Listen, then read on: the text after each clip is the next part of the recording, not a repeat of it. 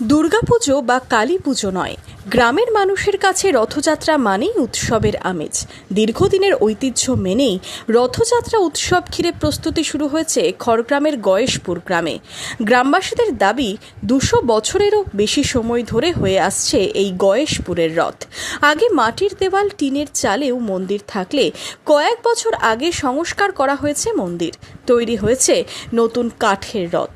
বৃহস্পতিবার রথযাত্রা উৎসব, তার আগে গয়েশপুরে শুরু হয়েছে শেষ মুহূর্তের প্রস্তুতি।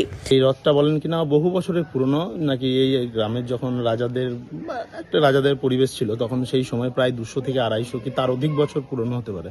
আমি যখন দেখলাম যেখানে একটা টিনের চাল এবং মাটির বাড়ি ছিল, ঠিক আছে, যে বাড়িটা এখন ভেঙে এই রিসেন্ট এই মন্দিরটা তৈরি করা হলো, এবং এই রথটাও যে আমাদের পুরনো রথটা ছিল সেটা ওই 2024 সালের নাগাদ এই রথটাও তৈরি হয়েছে। দূর থেকে লোক আসে। আগেকার যে আমাদের স্ট্রাকচার ছিল সেই স্ট্রাকচারটার উপর ভিত্তি করে এইটাকে বানানো হয়েছে, এবং এর মধ্যে ওটা একটু ছোট ছিল, এটাকে একটু বড় করা হয়েছে।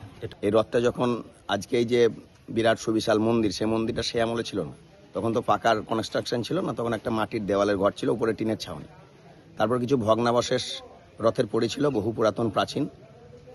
সেখান থেকে আবার আমাদের গ্রামের লোকজন একটা রথ নির্মাণ করে তখন থেকে আমাদের উৎসবটা চলছে। আর বাবা দাউদের আমলে যে উৎসবটা চলতো তখন এই যে এখন যে সাংস্কৃতিক অনুষ্ঠান, কীর্তন, বাউল, রথযাত্রা, অঙ্কন প্রতিযোগিতা, এইগুলো তখন সে আমলে তো এত পরিধি প্রচার ছিল না। তখন গ্রামীণ যে সমস্ত অনুষ্ঠান, হয়তো কীর্তন, তারপরে হয়তো কবি, এই যে গ্রামীণ লড়াই ঢোল বাজিয়ে, সেইগুলো তখন আমরা দেখেছি ছোটোবেলায়। কিন্তু আমাদের যে বাপ দাদুদের মুখে শোনা, সেটা কিন্তু বহু পূর্ব ইতিহাস। সেটা প্রায় 200-250 বছর আগেকার আমাদের এই রথ। রাজার আমলে কোনো রাজা নাকি এই রথটা তৈরি করেছিল, সেটাই আমরা শুনেছি। রথযাত্রা উৎসব ঘিরে 10 দিন ধরে গ্রামে মেলা চলে। গ্রামের মানুষের বাড়িতে আসেন আত্মীয়রা। কাজের সূত্রে বাইরে থাকা বাসিন্দারাও এই সময় ঘরে ফেরেন। 10 দিন ধরে চলে গ্রামে উৎসবের মেজাজ। বাঙালি শ্রেষ্ঠ উৎসব দুর্গাপুজো।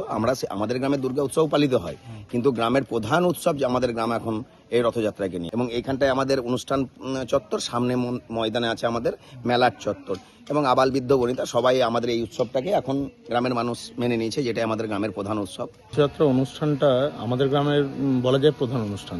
আমাদের গ্রামে দুর্গাপুজো এবং আরও অনেক তো অনুষ্ঠান আছে, কিন্তু আমাদের এই রথ অনুষ্ঠানটাই হলো একদম মানুষের, প্রত্যেকটা গ্রামের মানুষের খুব প্রিয়। এবং এই অনুষ্ঠানটা 10 দিন ব্যাপী চলে।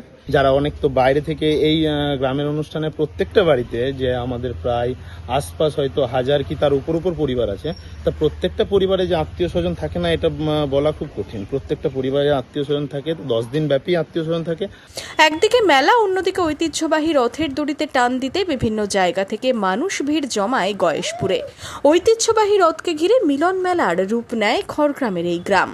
Bureau report, Madhyabanga news.